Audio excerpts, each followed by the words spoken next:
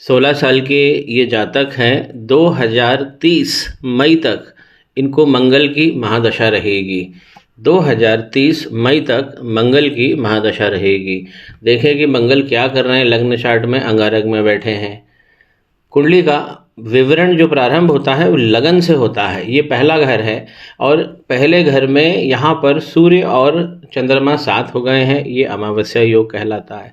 पहले घर का स्वामी एक लिखा है मेष राशि, इसके स्वामी बने मंगल, जाकर सुखों के घर में बैठ गए हैं। ये बच्चा सुखों के पीछे बहुत भागेगा, क्योंकि जहाँ पे लग्नेश जाके बैठते हैं पहले घर के स्वामी, वो जीवन की धारा बन जाती है। तो मंगल जो है केतु के साथ बैठे हैं, यहाँ पर अंगारक दोष लग गया है। और लगन के अंदर ही सूर्य, वीनस और चंद्रमा, तो सूर्य और चंद्रमा का यहाँ पर अमावस्या योग लग गया है।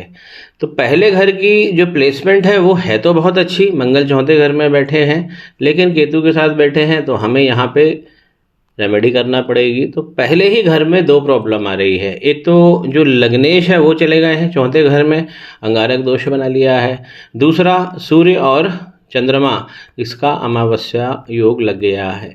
एक छात्र जीवन में हमारे चंद्रमा बहुत अच्छे होने चाहिए।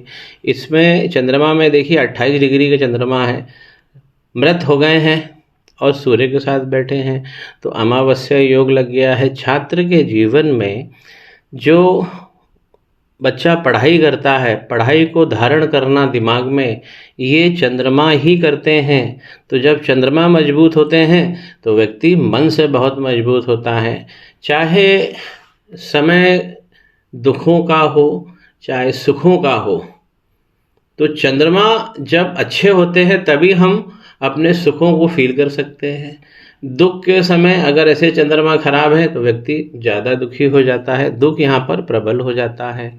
आगे विवरण में हम दूसरे घर का स्वामी भी देखते हैं कि धन में क्या है। तो यहाँ 2 लिखा है और यहाँ पर बुध बैठे हुए हैं, तो बुध इनको बहुत अच्छा धन देंगे। ये पढ़ाई लिखाई से बहुत अच्छा धन दे देंगे।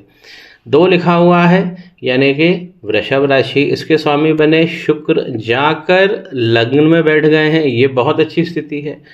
तो धन घर का स्वामी यदि लगन में बैठ जाए तो ये बहुत अच्छी स्थिति होती है। और ये है हमारा लाभ का स्थान, जहाँ पे 11 लिखा हुआ है, ये लाभ का स्थान है। स्वामी बने शनि, जाकर 5वें घर में बैठे हैं। पंचम के शनि बहुत अच्छा भाव देते हैं। प्रारंभिक जीवन में रगड़ते जरूर हैं ये, क्योंकि पहले घर में शनि बैठे हों या 5वें घर में, जब ऐसा जातक पैदा होता है तो उसके घर में उस समय पैदाइश के समय संघर्ष की स्थिति बनी होती है, कुछ ना कुछ इश्यूज लगे रहते हैं। लेकिन शनि पंचम भाव में बहुत अच्छा भाव देंगे, क्योंकि ये अपने ही घर लाभ स्थान को देख रहे हैं। या हम कहें कि लाभेश जो है वो जाके पंचम में बैठ गया है, ये बहुत बहुत अच्छी स्थिति है। वहीं पे ये भी शनि भगवान का घर है, 10 लिखा हुआ है मकर राशि, इसके स्वामी भी जाकर शनि भगवान जो है वो पंचम घर में बैठे हैं। तो लाभ का स्वामी, कर्म का स्वामी यानी शनि भगवान जाकर पंचम में बैठ गए हैं, तो ये दोनों में बहुत अच्छी चमक होने वाली है। लाभ भी इनका उत्तर बढ़ेगा और कर्म में भी अच्छी प्रधानता रहेगी, उसमें शोभा रहेगी। यहाँ पर बृहस्पति बहुत अच्छे हो गए, तो 9वें घर में जब बृहस्पति बैठते हैं तो जीवन में सारे सुख आपको ला कर देते हैं। तो ये सिटिंग बृहस्पति भगवान की बहुत अच्छी है, यहाँ शनि भगवान की बहुत अच्छी है, यहाँ शुक्र अच्छे हैं, यहाँ बुध अच्छे हैं। जो हमें रेमेडी करना है वो यहाँ अंगारक की करना है और अमावस्या योग की करना है। पत्नी का प्लैनेट अगर हम देखें तो यहाँ 7 लिखा है, ये सप्तम हाउस है और 7वें घर का स्वामी शुक्र जाकर पहले घर में बैठा है, अपने ही घर को 7वीं दृष्टि से देख रहा है। तो पत्नी सुंदर, योग और बड़े घर वाली होगी। तो यहाँ पर 12 डिग्री के यहाँ पे शुक्र हैं, ये बहुत अच्छी डिग्री है। तो शुक्र इनके बहुत मजबूत है, इनके गुरु बहुत मजबूत हैं। दोनों ग्रह जब मजबूत होते हैं तो ऐसा जातक आकर्षक हो जाता है। जहाँ योग कट रहे हैं वो तो मैंने विवरण कर दिया है, 2 रेमेडी करनी है। इनका जो नवांश का, यहाँ से भी हम वैवाहिक जीवन का सुख देखते हैं। तो देखिए यहाँ पर सूर्य गड़बड़ हो रहे हैं और यहाँ पे चौथे घर नवांश के अंदर सूर्य अपनी नीच राशि 7 नंबर लेकर बैठे हैं। तो विवाह के सुख में निश्चित यहाँ पे कमी होके रहेगी। और सुखों में कमी तो केतु मंगल करेंगे ही करेंगे। इनकी जो माता है उनको अपना ख्याल रखना है, एक्सरसाइज डेली करनी है, क्योंकि यहाँ पे अगर अंगारक लगता है तो जातक की माता को वायु तत्व की प्रॉब्लम, हार्मोन्स की प्रॉब्लम ये होके रहेगी। साइकिलिंग और एरोबिक जैसी एक्सरसाइजेज प्रतिदिन करना है। नवांश कुंडली फिर अच्छी बन रही है। यहाँ पे शुक्र अच्छे हैं, यहाँ पे मंगल अच्छे हैं, अरे राहु तो यहाँ बहुत ही अच्छे हो गए। राहु यहाँ पे लग्न में भी बहुत अच्छे भाव दे रहे हैं, सरकारी लाभ बहुत अच्छा देंगे, पॉलिटिकल लोगों से यहाँ पे कनेक्शन करवाएंगे।